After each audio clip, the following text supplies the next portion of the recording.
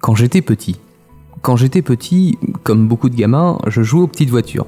Je m'imaginais déjà au volant d'une automobile, avec l'espoir de pouvoir un jour en poster une vraie, une à moi. Beaucoup m'inspiraient. Il faut dire que les catalogues et prospectus de l'armoire du salon me donnaient tous envie, chaque constructeur vantant les mérites de ses modèles phares. C'est alors qu'à la fin de l'école primaire, grand rêveur que je suis, je me suis imaginé moi aussi pouvoir défendre les avantages de mes modèles, de ma propre marque de voiture. Yann Eddy était né.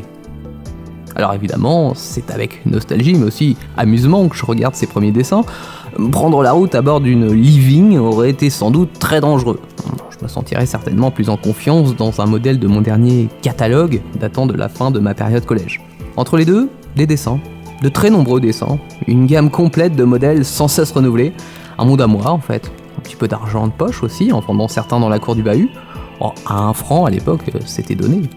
J'étais tout le temps inspiré par des nouveaux modèles des vrais constructeurs bien sûr, mais aussi par ma propre fraîcheur, ou ignorance aussi je pourrais dire.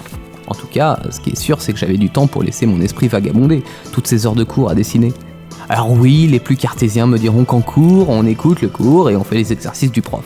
Mais la créativité n'est-elle pas une compétence tout aussi importante à acquérir que les mathématiques ? Les maths justement, ça a été l'un de mes nombreux points faibles. Une tare qui m'a même brisé le rêve de devenir designer automobile. En effet, c'est en visitant une école spécialisée que le directeur m'a expliqué que le design, c'était 80% de maths et seulement 20% créativité. Ça répond à ma question de tout à l'heure, je suppose. Du moins pour ce métier. Voilà certainement pourquoi, les années qui suivront, je me tournais vers une nouvelle passion, la radio, plus encline à recevoir cette part d'imagination qui sommeille en moi. En tout cas, je garde de cette période un bon souvenir. Je remercie ma maman d'avoir supporté mes fausses pubs sur les vitres de sa voiture. Je suis fier de ces dessins en fait. Aussi innocent soit-il, je pourrais dater chaque modèle rien qu'en les regardant. Je me surprends même à constater que la ligne de caisse haute, les couleurs bitons, les roues de très grand diamètre et les rétroviseurs caméra présents dans la plupart de mes modèles étaient loin d'être majoritaires sur les voitures de série des années 2000. Vous avez dit 2000 ?